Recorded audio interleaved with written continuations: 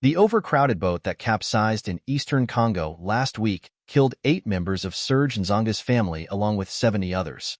Days later, he was back on the same route that claimed their lives in yet another boat lacking safety measures.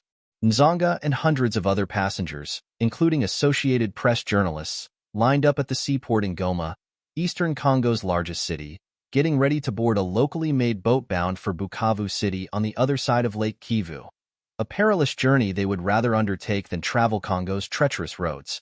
On Wednesday, as authorities continued to investigate the accident, families of those killed last week protested at the port of Kituku, accusing officials of negligence in failing to address the insecurity in eastern Congo and of delaying rescue operations. The capsizing of overloaded boats is becoming increasingly frequent in this Central African nation as more people are abandoning the few available roads for wooden vessels crumbling under the weight of passengers and their goods. The roads are often caught up in the deadly clashes between Congolese security forces and rebels that sometimes block major access routes. Hundreds have already been killed or declared missing in such accidents so far this year. This is the only way we can reach our brothers and sisters in the other province of South Kivu, said Nzonga as his turn to board a locally made boat drew nearer. If we don't take this journey, there is no other route, he said.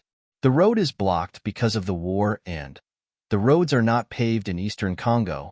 In the absence of good roads in this country of more than 100 million, the rivers in Congo have been the only means of transport many here have known, especially in remote areas where passengers usually come from. Among the frequent passengers on the boats and ferries are traders unable to transport their goods along the dangerous roads, some of them spending days or weeks along the rivers. However, several others also board them for various other reasons. It is faster than traveling by road. The roads are in bad shape, and families like Nzonga's can travel at more affordable rates. That leaves boats and ferries frequently overcrowded, and safety measures are hardly implemented, analysts say. The boat that capsized on Congo's Lake Kivu last week was trying to dock just meters away from the port of Kituku when it began to sink, witnesses said. The boat was visibly overcrowded, full of passengers, as it started to lose its balance, said Francine Muni, an eyewitness. Authorities often threaten harsh punishments to curb overloading, enforce safety measures, and punish corrupt officials, but measures promised to stop the accidents are rarely carried out, analysts say. The private sector dominates Lake Kivu, but the boats cannot leave the port without the authorization of the lake commissioner, said Emile Muriela, an independent analyst, adding that authorities are also supposed to enforce the use of life jackets and remove boats that do not meet the required standards. As the Bukavu-bound boat, named Emmanuel 4, navigated the waters, the passengers cast worried glances at the lake, many of them without life jackets.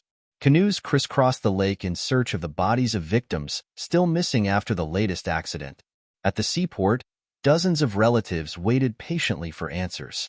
Nzonga, the passenger who lost 8 relatives, admits it is dangerous to travel without a life jacket. But even those jackets are not provided by the government.